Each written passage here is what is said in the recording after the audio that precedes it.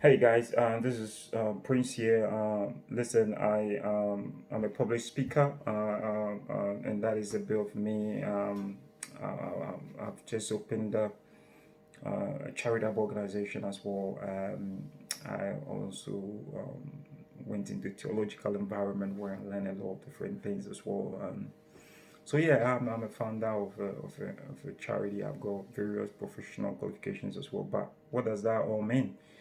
Today, I'm here quickly to talk to you about how to create an inclusive workplace in 2020 and beyond. How do we create an inclusive workplace in 2020 and beyond? I think it's very vital we all understand that in the wake of the brutal killing of George Floyd in the United States, it's kind of it shook us, and then it also had brought us all to a point where we need to think of what kind of people we ought to be and what kind of people we really want to become moving forward, and which is why today I felt it's important that I would speak specifically to managers, supervisors, and corporate board, and people of those mindset and because I know that we have organizations, we have businesses, and they employ people. We got people into work, we got people into various areas of our workplaces. But what is the climate? What is the temperature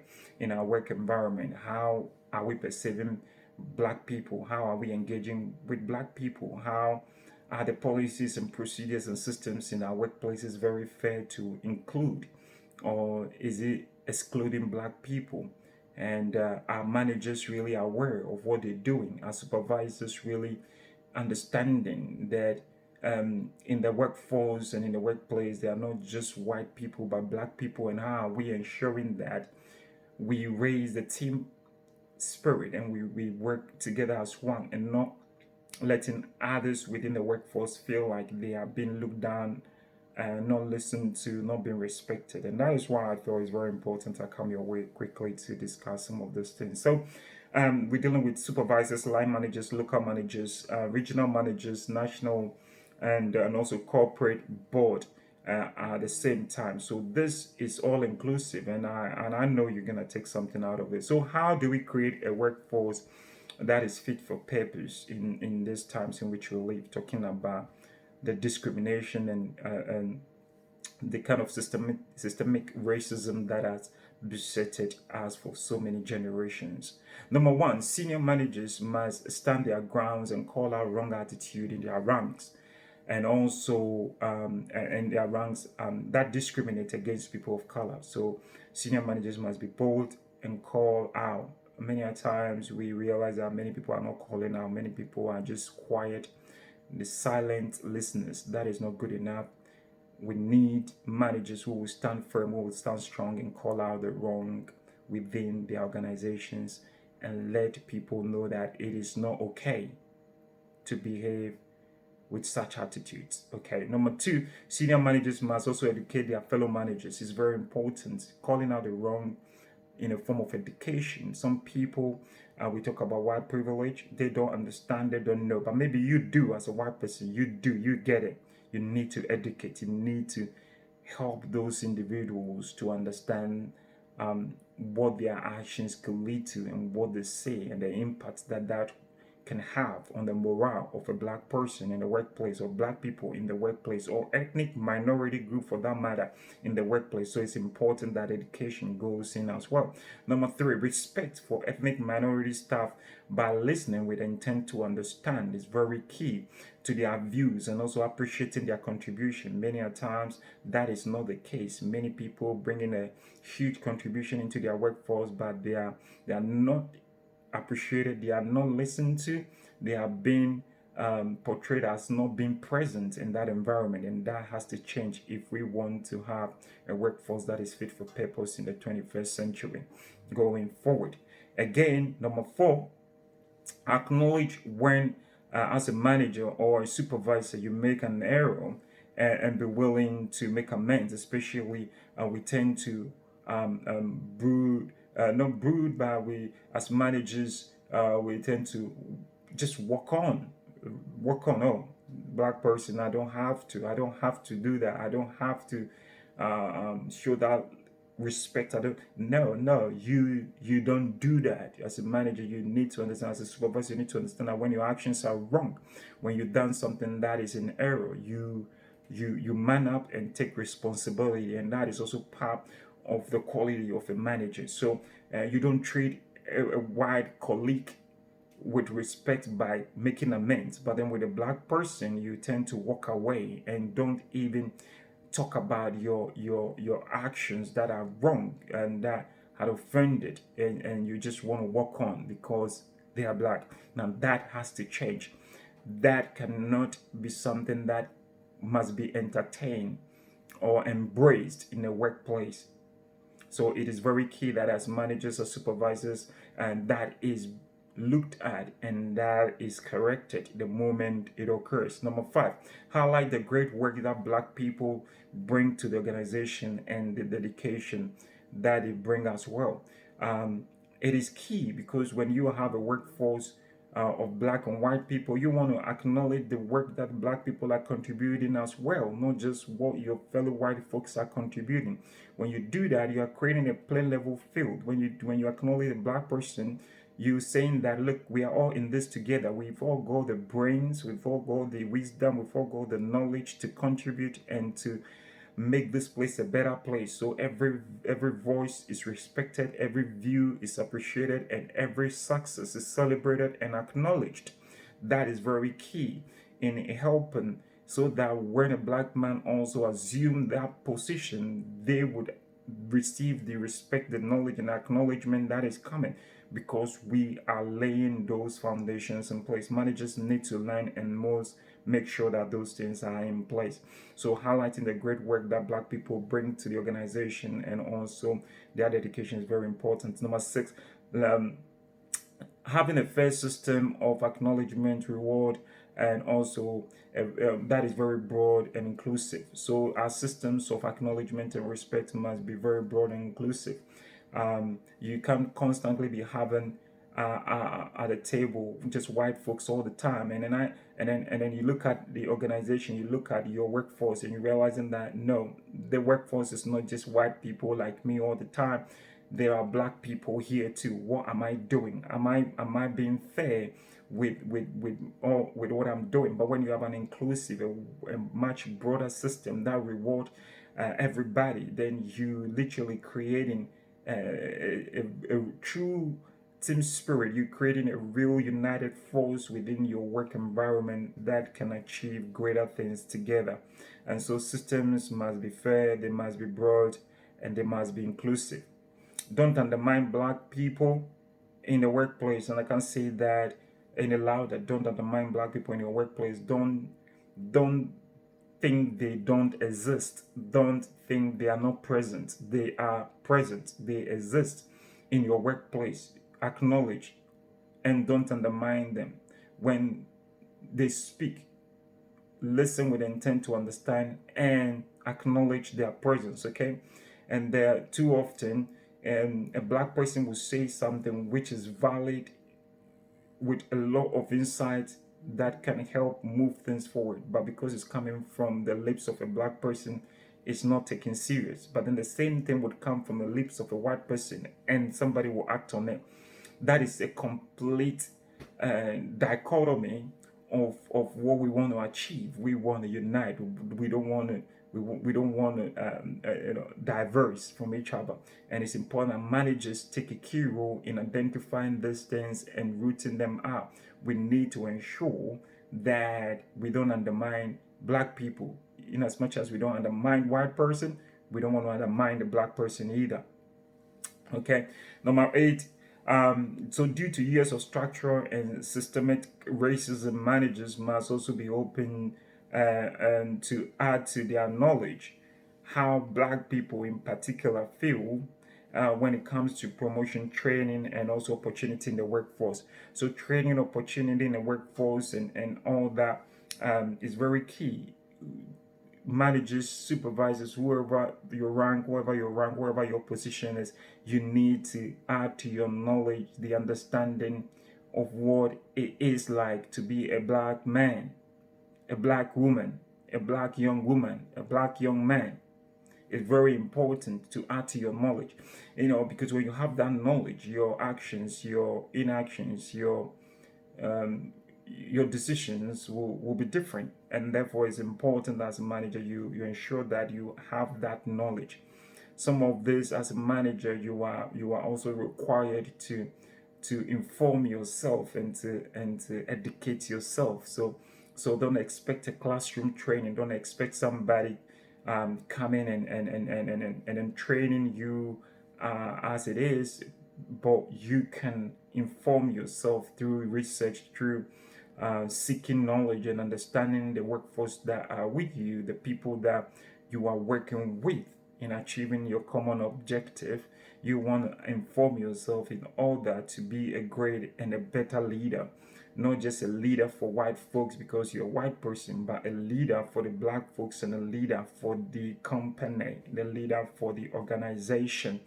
That is what you have been tasked to do. And it's important that the atmosphere and environment within the workplace is that of inclusive, not just inclusivity on the walls of the organization or on the screens of the organization. But if I walk into your organization right now, if I come into your shop floor right now, if I enter into the office right now, what kind of feeling will I get? What kind of people will I be looking at? What kind of feedback will I be getting from people? It is very important, and that could be a tester for you as a manager, as a corporate board, that somebody can walk in there as a black person, get the feeling, get the knowledge, get the understanding, and then use that to inform you as you make your policies and then your structures and systems in the workplace. I think that would be very helpful, and that would give you insight as to how people are feeling, how people perceive and they engage with black people. It is important because many a times I do get it that some people, because of their privilege, they don't understand and then don't see most of the things that is being outlined here. Okay, so it's important that as a manager you educate yourself, make sure that the training, the promotion, the opportunities in the workplace are fair. Make sure that you don't deprive somebody just because of the color of their skin. Make sure that you do your research. Make sure that you understand. Make sure that you know. Don't just open your mouth to say something later to realize that what you've said is not the right thing to say. But at the same time, you haven't got the boldness to take your word back, and therefore that is enforced anyway. Why? Because you are dealing with a black person.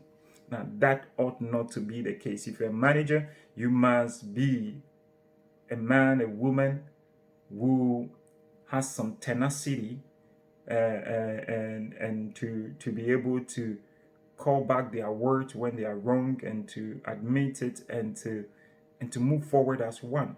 That is very, very important. There has to be a deliberate, verse number 9, there has to be a deliberate attempt by managers to involve people from ethnic minority background in panels in terms of interview, and also by giving them opportunity to lead projects. Very important. Putting black people on a panel in terms of interview panel, and also giving them opportunity to lead projects. You empower them. You saying we value you, we respect you, we know you are capable, and we want to give you opportunity to excel too. And, it's all about having a mindset as a manager of inclusivity. It's all about having the boldness to stand against your fellow white folks that would want to say, but why are you giving this black guy opportunity and things like that? But you have to educate them. Say, look, you looking at color, I'm looking at a person.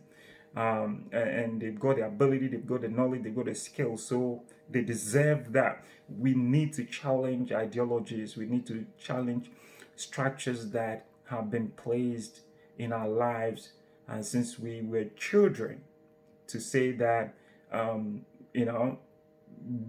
white, and therefore I'm more wiser than a black person, and that is not the case. And you and I know that that is not the case. So can we just come out of that that Ethiopia, I mean, and come into real life and realize that we are people and we can be better than who we are today.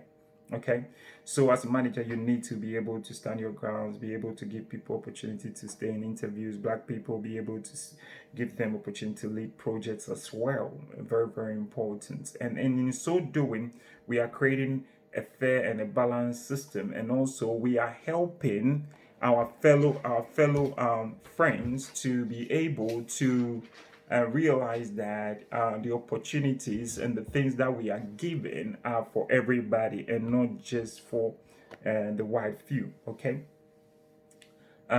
So, number 10, giving excuses that are not evidence based just to avoid or sideline a person of color in a workplace must be avoided at all costs. It's very important that managers and supervisors and the like, with anybody, white folks in a position of power in the workplace, we can't do that. We can't give excuses just because we want to sideline somebody because of the color of their skin, and because and most of the times they are not even evidence based, because we just want to make it up, and we know we have friends and there are colored people who back us, so yeah, people who just support me because I'm saying the wrong thing, but hey, it's okay, they will still support me, and that is not right. We need to be managers, and we're being paid to live above those kind of behavior. And it's important that as managers we look at all these areas and ask ourselves, are we really creating a very inclusive environment where everybody would be comfortable to work? Okay. Number 11, managers must challenge their fellow colleagues who tries to undermine or talk down um, black people or ethnic minority people, or people of color. We need to change that mindset. We need to change that behavior. We need managers that are strong, managers that are resolute, managers that are comfortable in themselves to say that we can't do that. This behavior is wrong. We can't be in a meeting or in a cocktail environment and then start undermining black people and talking down people like that. That is not good. What does that reflect? If we come to a workplace where there is a situation that needs to be dealt with and there is a black people involved, how are we going to be so objective and be fair if all that we are doing is undermining and talking down on them? As managers, we must avoid that at all costs. Managers must be aware. Number 12, managers must be aware of their own misconception and biases, and work hard to overcome those barriers. Listen, as a manager, you also have the responsibility to inform yourself, to educate yourself, ability to learn, ability to grow. And as part of that, you need to educate yourself about the life of working with black people, about how to engage, about, listen, black people are people, white people are people. So what is the big deal? If as a manager you're able to put aside the color of someone's skin, the color of my skin, and you can look at me as a person, then we can engage on a very high level. We can engage on a very professional level. But the moment you start to look at somebody like me, and because I'm black, you try to just have a preconceived mind and limit the scope of what we can discuss and to talk about, then basically you are denying the organization of real valuable input. You are denying the organization of a diverse views that can help move and grow and become stronger and great in that organization. So it's important as a manager, as a leader, you pay attention to your own misconceptions and biases. Managers must overcome their unfounded fear and prejudice and realize that the color of someone's skin does not make them inferior. Okay, so acknowledging that managers must overcome their unfounded fear and prejudice, okay, is very key.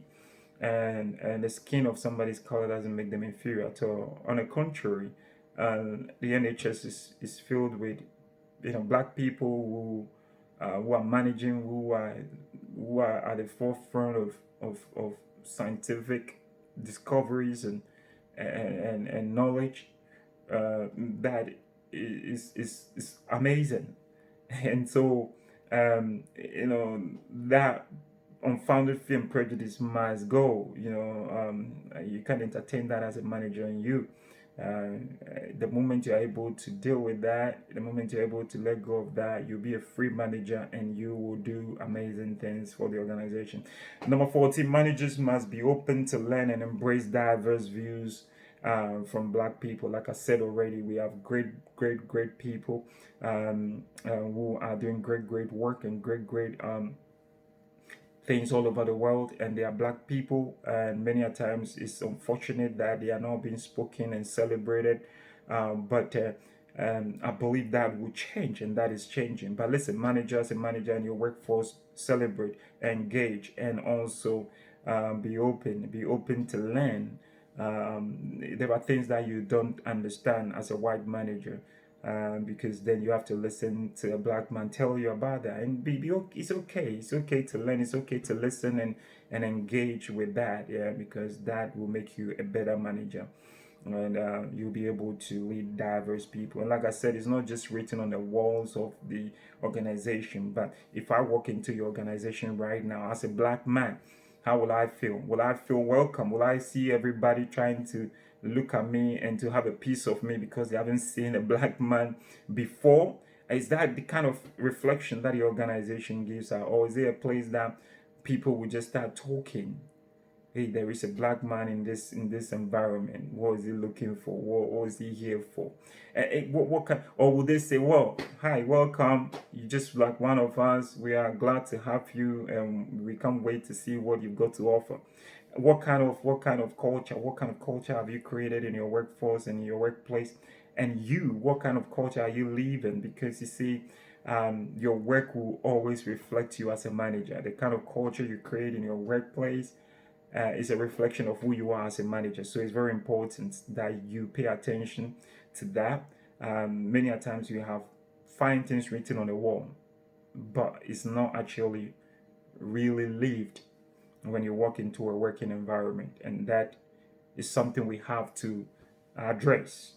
Okay, all right. So again, number 15, there has to be an open and honest discussion among managers and board of directors to address the lack of diversity in the workplace. And this has already been taken up on by most organizations. And I hope, and my hope is that we will see this in real life, that few months or early next year, we are going to hear of outcomes and tangible outcomes as a result of those acknowledgement and changes that we have heard over these few months due to the brutal killings of Black people in the United States, and the lack of justice and the pain that Black people have to go through decades and decades, and even in the present time. So hopefully we will be able to hear of real changes that are taking place, and that is what we want to see. We don't want our children and your children to come and talk about these things again. And isn't it amazing that when these children are in creche and in primary, they just embrace each other and laugh with each other and jump around and that. And you look at these children growing up, you just wonder, oh gosh, I mean, this could continue for life. But they get to secondary schools, and then all of a sudden, the environment start dictating to them that the Black man is different from the white man, the Black lady is different from the white lady, and all kinds of madness takes place. And then these beautiful children growing and hugging and kissing each other are now diverse with different mindset and voices, leading them into workplaces and into adulthood and into how they engage in life. And that is sad. But we can change this. We can make the world different place for these children and for us and our children's children. Okay, right. So there has to be an open and honest discussion. That is very key. Number 16, fundamental systems and structures and policies that has worked against Black people must be abolished. Listen, this is not something I'm going to talk about at length. If there are structures and systems and policies in your workplace that favors just white people, it need to be abolished. It's as simple as that. I've already established the fact that the black man is no different from the white man. The color of my skin has no bearing on what I'm capable of doing and achieving in the workplace than it is with a brown guy or a white guy or an Asian guy. So when there are structures that basically says that somebody is should be favored before someone else, that is completely wrong and that cannot be tolerated, and we must make sure that we deal with that in our workplaces, and managers must also follow through with some of those issues. Okay, right. Again, diversity and equality group must be set up in every organization. And that is very important. You need diversity and equality groups that will be set up that will be able to look through some of these matters. And because, like I said, when you talk about white privilege, it's not about black man wanting to be like a white man in terms of their work, but it's about being present, living. And when you have black people in diversity and equality group that can oversee and observe and to challenge, then you are ready to make the necessary change for tomorrow. You are ready to say that I want tomorrow to be better than today. And therefore, we are looking internally and we are critically reevaluating and examining our ways of doing business and work. And we want to make the best changes possible for the future. And I think that is very key. That is very, very important. And so diversity and equality groups are very key to helping move forward some of these points I have outlined. And decades of beautiful speeches and poetic words, I would say, are technically over, in a sense that beautiful speeches and poetic words will not bring the change that we need. What we need now is action. Action from managers, action from supervisors, action in terms that they would inform and educate themselves, take away and remove all biases, prejudice, and ideologies and misconceptions that they've had for many, many years in their lives. The moment you assume a position as a manager, as a leader, you have a responsibility to work on yourself to also have a better view of the world and the people that you manage. It is very critical to ensuring that the workforce represents the policies and that is in place. That is to say that we have an inclusive policy here, we have diversity and equality in here, and a manager must ensure that that is the case and there is a true representation of what the policy says. Okay. So what is needed is action. What is needed is what we need now is action. But that I mean real change in terms of structures, systems, and procedures, real change in terms of mindset and people informing and educating themselves, having training for white folks and white managers, and running through some of this. Well, I wouldn't say it's uncomfortable, but comfortable truth. Okay, we have to be comfortable to realize that black people are being marginalized, they are being sidelined, they are not being brought to the table as they should. So that is the truth. So let's deal with the truth and ask ourselves, where do we go from here, and make the changes to get us there. That is very important. Okay. I mean real change. And then, like I said, as children, we all grew up playing together, white, black, orange, in between. And so that tells me that if we're able to do that as children, then all is not lost yet. Okay, all is not lost. There is still hope, and the hope is that we can do better. We can do better, and we can look at the children that are growing again, because they've never stopped playing. The children in creche, black, white, they never stop playing. They never stop hugging. They never stop kissing each other. But when we filter them through adulthood, we filter them with wrong information, wrong social, political, economic information that then bring disparity and divergence. Instead of unity, we have dichotomy, and that creates bitterness and unfairness in our systems, because these same children who were hugging and playing and kissing each other at creche and primary are now at adulthood leading policies and making changes to harm each other. And that we cannot allow to continue. I don't want a situation where years to come, your children, my children will come and sit down here talking about things we are talking about. You and I can make change happen. You and I can start from the corporate board, from the managerial level, from the supervisory level, to ensuring that we do it right, we get it right. And when we do that, I believe that we are going